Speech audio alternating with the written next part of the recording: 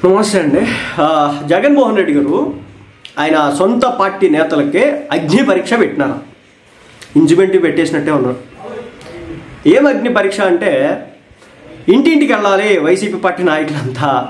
పాప వీళ్ళ బాధ ఏంటంటే గత 5 సంవత్సరాలు నాయకుడు అనేవాడు ఏ ప్రజల గుమ్మం దొక్కల ఎలక్షన్స్ టైంలో తప్పిస్తే మొత్తం చేసినంతా కూడా వాలంటీర్ల ద్వారా చేసినారు. కానీ ఈ రోజున పాపం వాలంటీర్స్ని ఇంటింటికి వెళ్ళి అమ్మ కూటమి ప్రభుత్వం అది చేయట్లేదు ఇది చేయట్లేదు అని చెప్పేసి చెప్పించాల్సింది పోయి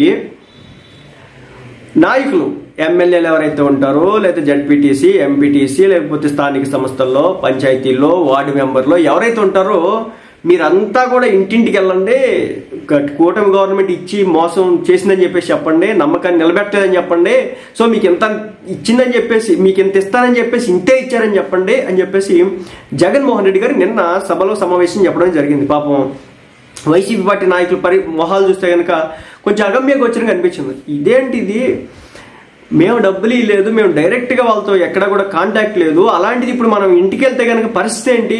మీకు అందరికి గుర్తుండే ఉంటుంది, ఎలక్షన్స్కి ముందు అంబటి రాంబాబు గారు ఇలాగ వెళ్ళినారనమాట. పథకాలు మీకు ఇది వచ్చింది అని చెప్పేసి ఆయన వెళ్తే అక్కడ ఉన్నటువంటి మహిళలు ఆయన మీద ఇంచుమించు తిరగబడినటువంటి పరిస్థితి. ఎలా వస్తావు మా ఇంటికి, మా ఇంట్లో మాకు ఏమీ లేకపోయినప్పుడు మా ఇంటికి పథకాలు ఆపేసినారని చెప్పేసి భయంకరంగా రోడ్డు ఎక్కినటువంటి పరిస్థితి. ఆ వీడియోలు కూడా సోషల్ మీడియాలో సర్క్యులేట్ అయినటువంటి పరిస్థితి.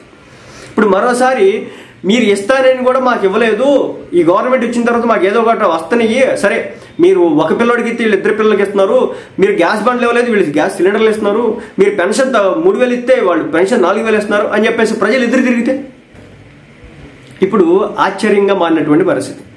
మొత్తానికైతే జగన్మోహన్ రెడ్డి గారు తీసుకున్న నిర్ణయం ఏదైతే ఉందో ఆ పార్టీకి ఒక అగ్ని పరీక్ష, ఆ నాయకత్వానికి ఒక అగ్ని పరీక్ష, క్యాడర్కి ఒక అగ్ని పరీక్ష.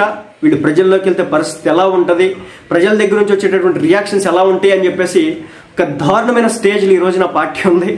మరి క్యాడర్ ఎలా వెళ్ళబోతుంది, నాయకులు ఎలా వెళ్ళబోతున్నారు, ఏం జరగబోతుంది, జనం యాక్సెప్ట్ చేస్తారా?